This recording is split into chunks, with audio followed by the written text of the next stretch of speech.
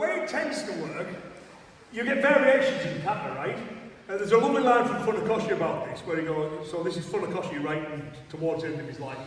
He said, there are not now, nor have there ever been, any hard or fast rules regarding the performance of kata.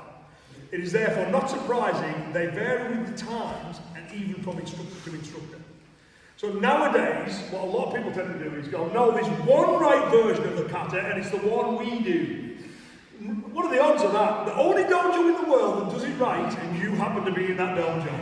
You know, and everyone else is claiming the same thing, right?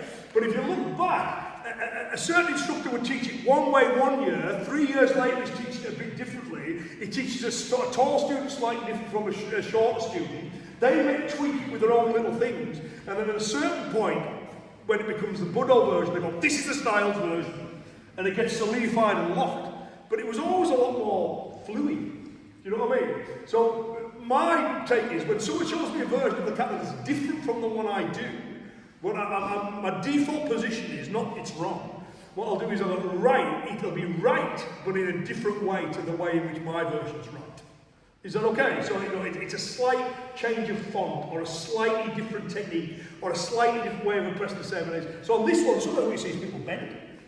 You know what I mean? So what I'm going to do from there, I'm just going to lean. It's easier on your knees, right? You could argue that dropping straight down is more body weight dropping, but it hurts.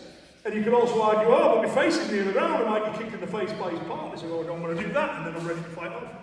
You know what I mean? So you can see different ones, or I'll just pull from here, and he's over anyway.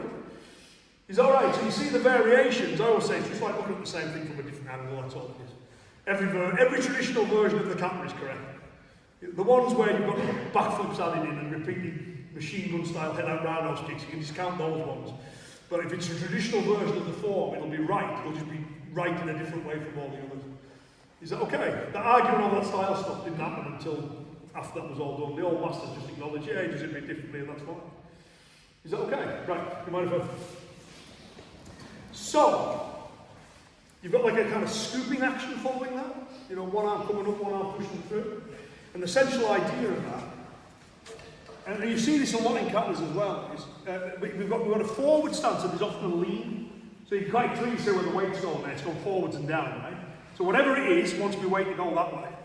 And I'm going at 45 degrees. You know, when I do it. It shows it both sides because there's two variations. We'll just do one. So as I'm going to here, I turn the pole, and he's getting to there. I think, oh, you know what? Now, if he's taking 6 inches back that way, technique's going to work just fine. Go 6 inches further that way. He's getting ahead of me now.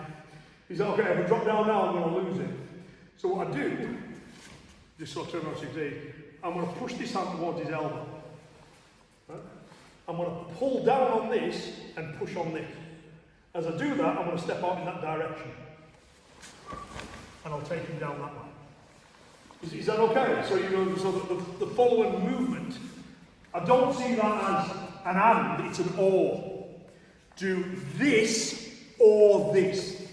Is that okay? Depending on what's happening. And you see that quite a lot in kata where it's got a little flow chart. Because in real life we know this, right? You know, there's a high rate of failure with techniques. I mean, it's an unscientific figure, but in my own head, on the day where I feel I'm absolutely on fire, you know, you all have good days where like, oh God, I'm sparred like a god today.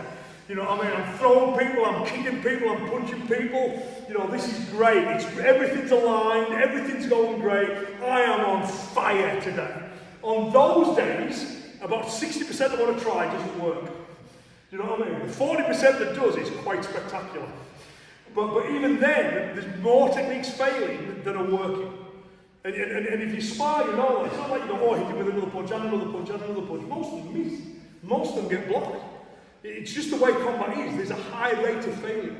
So built into the katas is this idea, if it fails, here's your plan B. Is that okay? Because any good system needs that, right? So on this one, I'm stepping past, I'm going to come round, but as I span, he's got ahead of me. Is that okay? So if I drop now, it's not going to work. So I need to take it that way now. So I slide that. The one that's on top of the wrist, I just keep it there. But the other one on the elbow, I just like to kind of scoop and push. As I do it, I step out that way, because I'm not going to push with my arms, I'm going to push with my body. and I lean forwards a bit because that's where I want him to go. That's stopping here, but I'm trying to get him to here. He's okay, I'm still putting a lot of pressure on his elbow, but for practice, obviously, I'm not going to follow through. Is everyone okay with that idea? Does that kind of make sense as an example of, the way the weight shifts and everything else? Cool, give it a go. It's a fun technique.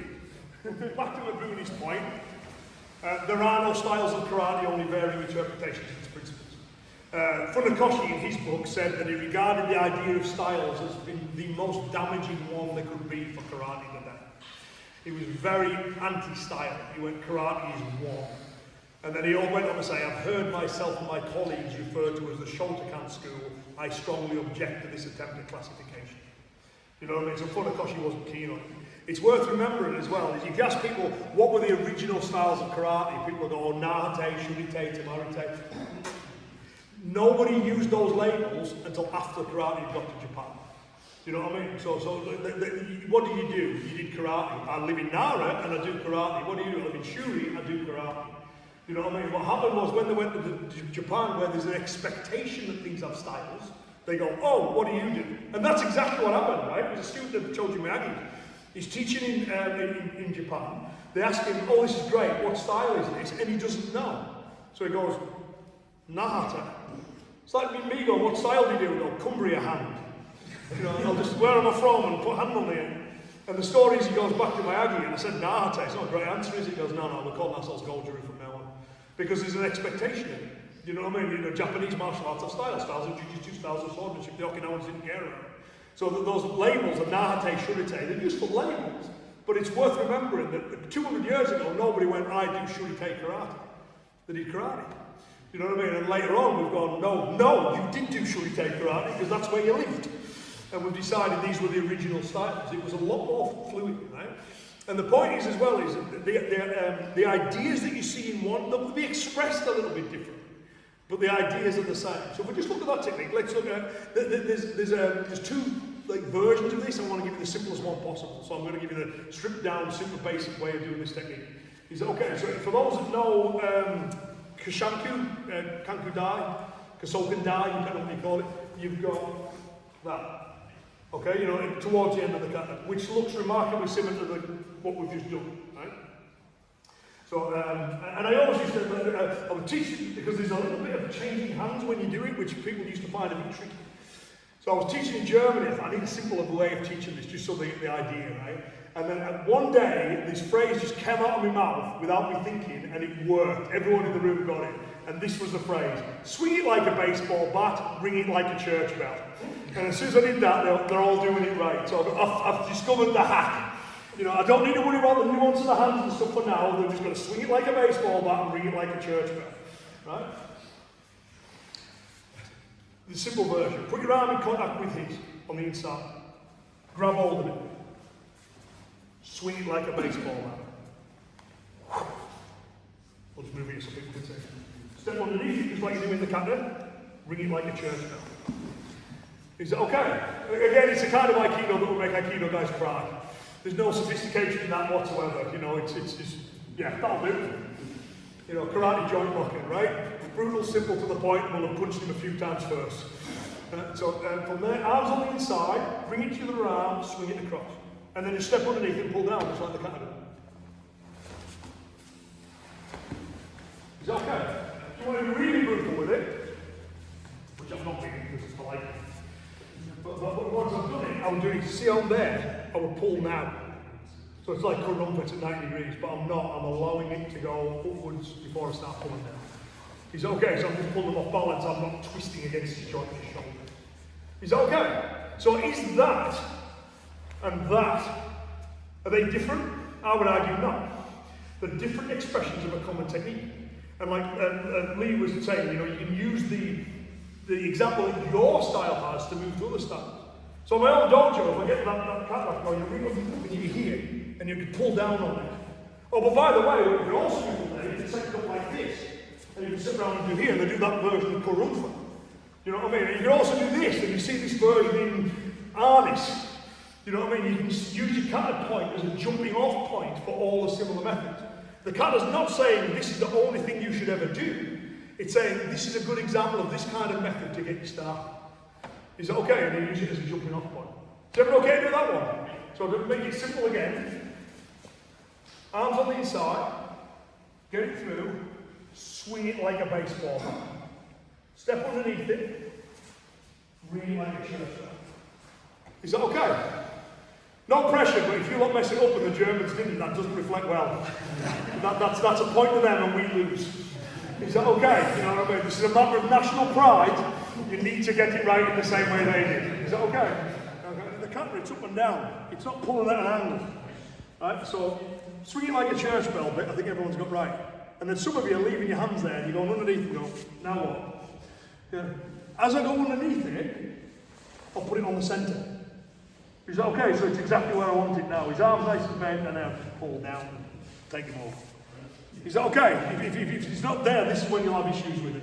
Where you kind of go, now what's happening? It starts looking like 1950s ballroom rock and roll dancing. You know, just people flicking each other all over the place, you know, but you put it on the centre line once you've stepped under. Is it okay? And then it'll work for you a lot better. As I say, that's a simplified version. What the kata actually does is it starts from here, it comes under, it goes, see how he pushed his fingers up there? So it goes under and up, crunch, then does it. And you see that little kind of turn of your grips there, right? You know, and that's a bit that people often find a bit tricky. It's towards the end of the kata, it's supposed to be an advanced thing. So that's why I go with this version first, because it's easier to get the hang of. Is it okay? And then, you know, when people have got it, then they can, and then they can start doing the clever version.